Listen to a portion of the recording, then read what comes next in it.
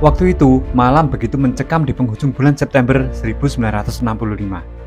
Jakarta tidak sedang tenang. Di tengah gelapnya malam, sekelompok pasukan bergerak diam-diam.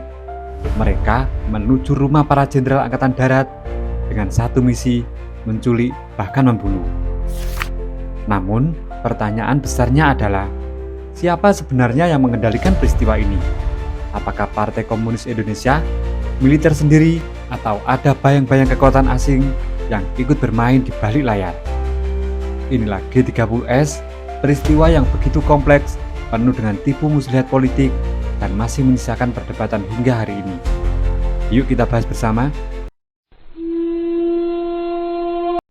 Malam itu, sejarah Indonesia berubah selamanya. Awal 1960-an, Indonesia berada di tengah pusaran badai politik. Ekonomi carut-marut, inflasi meroket, harga barang melambung, dan rakyat gelisah. Disinilah Presiden Soekarno mencoba merajut benang yang kusut dengan konsep nasokomnya, nasionalisme, agama, dan komunisme. Gagasannya brilian, tapi juga berbahaya, sebab menyatukan tiga ideologi yang saling bertolak belakang, ibarat menyatukan api, minyak, dan air. PKI, Partai Komunis Indonesia, semakin hari semakin besar, dengan lebih dari 3 juta anggota resmi, plus jutaan simpatisan di organisasi petani, buruh, dan mahasiswa. PKI menjelma sebagai salah satu partai komunis terbesar di dunia, bahkan di luar Tiongkok dan Uni Soviet. Bagi sebagian orang, ini adalah harapan baru. Tapi bagi Angkatan Darat, terutama para jenderal senior, ini adalah ancaman yang nyata. Bayangkan, sebuah negara dengan 3 kekuatan besar. Soekarno dengan karismanya, PKI dengan massa yang begitu luas, dan Angkatan Darat dengan senjata serta disiplin militernya. Ketiganya berdiri di atas panggung politik, saling mengawasi dan saling mencurigai. Sementara di luar negeri, perang dingin berkecamuk. Amerika Serikat ingin menghalangi komunisme.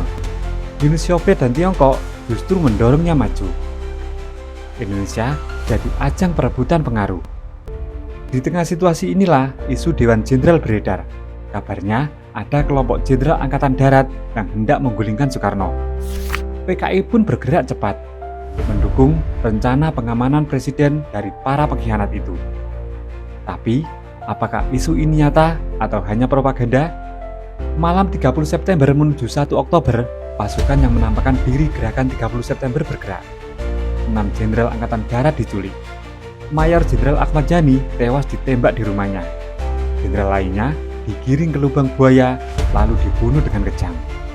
Namun, satu hal yang sangat janggal, Mayor Jenderal Soeharto tidak menjadi target. Padahal, ia komandan Kostrad, salah satu tokoh penting di militer. Kenapa? Lupa? Atau memang disengaja? Ketika fajar 1 Oktober menyingsing, Soekarno masih bingung dengan situasi. Tapi di sisi lain, Soeharto bertindak cepat dengan tenang namun tegas, ia mengambil alih komando. Dalam hitungan jam, gerakan 30 September berhasil ditumpas. PKI langsung dituduh sebagai dalang utama. Narasi ini segera menyebar ke seluruh negeri. Tapi, coba renungkan, bagaimana mungkin sebuah gerakan yang katanya dirancang dengan rapi bisa tumbang hanya dalam 1 malam? Apakah memang PKI seceroboh itu? Atau ada kekuatan lain yang sengaja membuatnya gagal? Kita tidak bisa menutup mata. Perang dingin sedang panas-panasnya. Amerika Serikat sangat khawatir jika Indonesia jatuh ke tangan komunis. Bayangkan, negara sebesar Indonesia dengan posisi strategis, kaya sumber daya, dekat dengan jalur perdagangan dunia, tentu terlalu penting untuk dilepas ke kubu lawan.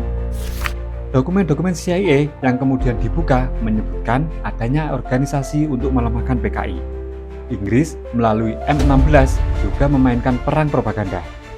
Jadi, apakah benar peristiwa G30S hanya konflik internal Indonesia?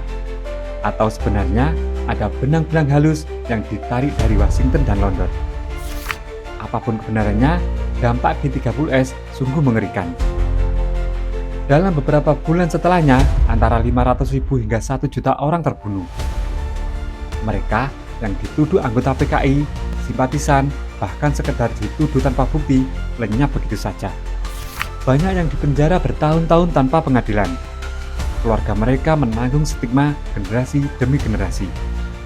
Sampai hari ini, kata komunis masih menjadi momok menakutkan. Soeharto kemudian naik sebagai pemimpin Orde Baru.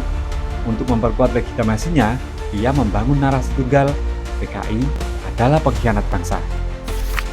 Film pengkhianatan G30S PKI diputar setiap tahun di sekolah-sekolah dan di televisi nasional. Adegan penyiksaan jenderal digambarkan begitu kejam, membuat rakyat takut sekaligus benci.